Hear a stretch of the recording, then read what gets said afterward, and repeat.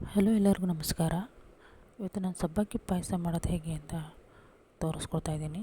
ಮೊದಲಿಗೆ ಸಬ್ಬಕ್ಕಿನ 1 ಅವರ್ ಇಲ್ಲ 2 ಅವರು ನೆನೆ ಹಾಕಿ, ಅದಾದಮೇಲೆ ನಂತರ ಬೇಯಿಸ್ಕೋಬೇಕಾಗುತ್ತೆ ಒಂದು 10 ನಿಮಿಷ. ಅದಾದಮೇಲೆ ಸಪ್ರೇಟಾಗಿ ನೀರನ್ನೆಲ್ಲ ಸಪ್ರೇಟ್ ಮಾಡಿ ಎತ್ತಿಟ್ಕೋಬೇಕು.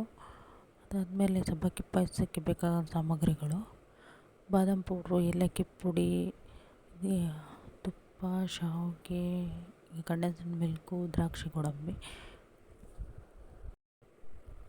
ಫಸ್ಟು ಒಂದು ಬಾಣಲಿಗೆ ತುಪ್ಪನ ಹಾಕ್ಕೊಂಡು ಅದು ಬಿಸಿಯಾದ ನಂತರ ಡ್ರೈ ಫ್ರೂಟ್ಸ್ನೆಲ್ಲ ಆ್ಯಡ್ ಮಾಡಿಕೊಂಡು ಅದನ್ನು ಚೆನ್ನಾಗಿ ಫ್ರೈ ಮಾಡ್ಕೋಬೇಕಾಗುತ್ತೆ. ಯಾವ ಡ್ರೈ ಫ್ರೂಟ್ಸ್ ಬೇಕಾದ್ರೆ ಹಾಕೋಬೋದು. ಸ್ವಲ್ಪ ಚೆನ್ನಾಗಿ ಫ್ರೈ ಆಗಬೇಕು. ಫ್ರೈ ಆದಮೇಲೆ ಲಾಸ್ಟಿಗೆ ದ್ರಾಕ್ಷಿ ಹಾಕ್ಕೊಂಡು ಅದನ್ನು ಫ್ರೈ ಮಾಡಿಕೊಂಡು ಅದನ್ನು ಎತ್ತಿಟ್ಕೋಬೇಕು. ಯಾವ ಡ್ರೈ ಫ್ರೂಟ್ಸನ್ನು ಹಾಕೋಬೋದು, ಇಲ್ಲಾಂದರೆ ಬರೀ ಗೋಡಂಬಿನೂ ಹಾಕೋಬೋದು, ಇಲ್ಲ ದ್ರಾಕ್ಷಿ, ಗೋಡಂಬಿ, ಬಾದಾಮಿ ಯಾವ್ದು ಬೇಕಾದ್ರೂ ಹಾಕೋಬೋದು.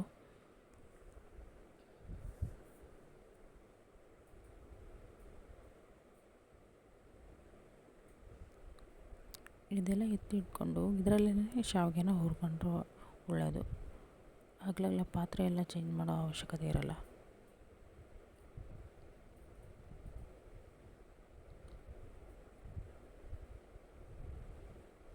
ಶಾವಿಗೆನ ಸ್ವಲ್ಪ ಕೆಂಪಾಗೋ ತನಕ ಲೋ ಫ್ಲೇಮಲ್ಲಿ ಇಟ್ಕೊಂಡು ಹೋದರೆ ಸಾಕು. ಅದಾದಮೇಲೆ ಬಿಸಿ ಹಾಲು ಹಾಕ್ಕೋಬೇಕು. ಬಿಸಿ ಹಾಲನ್ನ ಹಾಕ್ಕೊಂಡು ಸ್ವಲ್ಪ ಲೋ ಫ್ಲೇಮಲ್ಲಿ ಕುದಿಸ್ಕೋಬೇಕು, ಸ್ವಲ್ಪ ಬೇಯೋ ತನಕ. ಅದಾದಮೇಲೆ ಇನ್ನೂ ಸ್ವಲ್ಪ ಹಾಲು ಬೇಕಾದರೆ ಹಾಕ್ಕೋಬೋದು, ಇಲ್ಲ ನೀರು ಹಾಕ್ಕೋಬೋದು. ಸ್ವಲ್ಪ ಶಾವಿಗೆ ಹಾಕಿದ್ರೆ ಸಾಕು. ಶಾವಿಗೆ ಹಾಕಿದ್ರೆ ಸ್ವಲ್ಪ ಗಟ್ಟಿ ಆಗುತ್ತೆ, ಅದಕ್ಕೆ ಇನ್ನೊಂದು ಸ್ವಲ್ಪ ನೀರು ಸೇರಿಸ್ಕೋಬೇಕು. ಸ್ವಲ್ಪ ಅದು ಕುದಿ ಬರೋವರೆಗೂ ಸ್ವಲ್ಪ ಒಂದು ಸ್ಪೂನ್ ತೊಗೊಂಡು ಇದು ಮಾಡ್ತಾ ಇರಬೇಕು.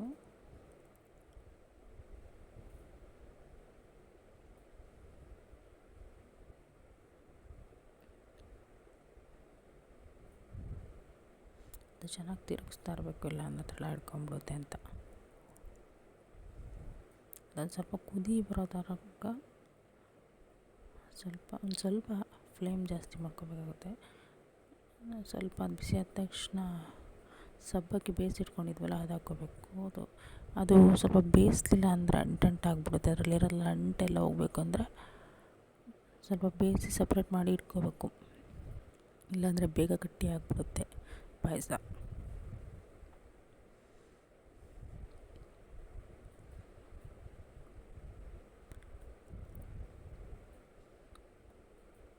ಈಗ ತಿರುಗಿಸ್ತಾ ಇರಬೇಕು, ಎಲ್ಲ ಸಬ್ಬಕ್ಕಿ ಹಾಕ್ಕೊಂಡು ತಿರುಗಿಸ್ತಾ ಇರಬೇಕು. ಲೋ ಫ್ಲೇಮಲ್ಲಿ ಇಟ್ಕೊಂಡೆ ಎಲ್ಲದನ್ನು ಮಾಡಬೇಕು.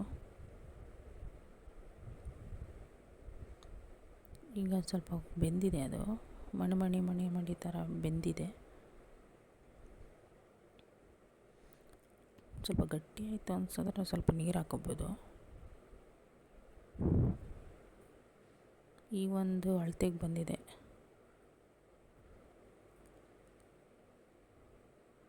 ಅದು ಹಿಡ್ಕೋಬಾರ್ದು, ಎಲ್ಲ ತಳ ತಿರುಗಿಸ್ತಾ ಇರಬೇಕು. ಬಾದಾಮ್ ಪೌಡ್ರು 2 ಸ್ಪೂನ್ ಬಾದಾಮ್ ಪೌಡ್ರು ಹಾಕಿ ಮತ್ತು ತಿರುಗಿಸ್ತಾ ಇರಬೇಕು.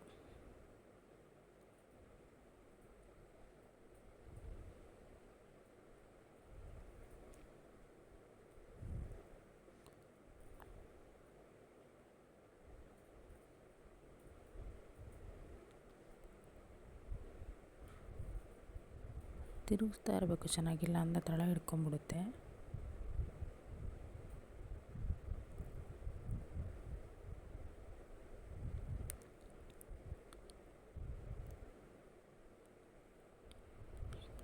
ಈಗ ಏಲಕ್ಕಿ ಪುಡಿ ಹಾಕಬೇಕು.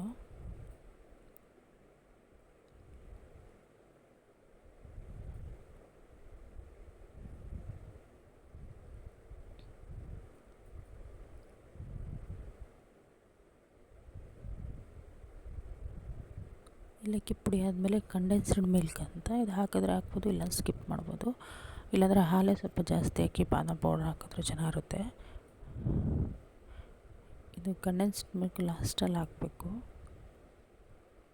ಇದು ಸೇಮ್ ಕ್ಯಾಟ್ರಿಂಗ್ಸಲ್ಲಿ ಮದುವೆಯಲ್ಲಿ ಮಾಡೋ ಥರನೇ ಇರುತ್ತೆ. ನಮ್ಮ ಮನೇಲಿ ಫಂಕ್ಷನ್ಸ್ ಆದ್ರೂ ಮಾಡ್ಕೋಬೋದು ಇದು. ನೆಕ್ಸ್ಟ್ ಅದೇ ಕಂಡೆನ್ಸ್ಡ್ ಮಿಲ್ಕ್ ಬೌಲ್ಗೆ ಸ್ವಲ್ಪ ನೀರು ಹಾಕಿ, ಅದು ತುಂಬ ಗಟ್ಟಿ ಇರುತ್ತಲ್ಲ, ಸ್ವಲ್ಪ ಬೌಲ್ಗೆ ನೀರು ಹಾಕ್ಕೊಂಡು ಮತ್ತೆ ಹಾಕ್ಬೇಕು ಪಾಯಸಕ್ಕೆ. ನೋಡಿ ಪಾಯಸ ಒಂದು ಅದಕ್ಕೆ ಬಂದಿದೆ.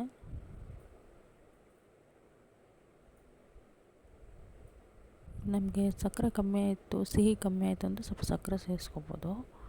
ಸ್ವೀಟ್ ಕಮ್ಮಿ ಆಯಿತು ಅಂದರೆ, ಇಲ್ಲಾಂದರೆ ಏನು ಅವಶ್ಯಕತೆ ಇಲ್ಲ, ಕಂಡೆನ್ಸ್ಡ್ ಮಿಲ್ಕೆ ಜಾಸ್ತಿ ಹಾಕೋಬೋದು. ನೆಕ್ಸ್ಟ್ ಎಲ್ಲ ಡ್ರೈ ಫ್ರೂಟ್ಸ್ನ ಹಾಕಬೇಕು ಲಾಸ್ಟ್ಗೆ.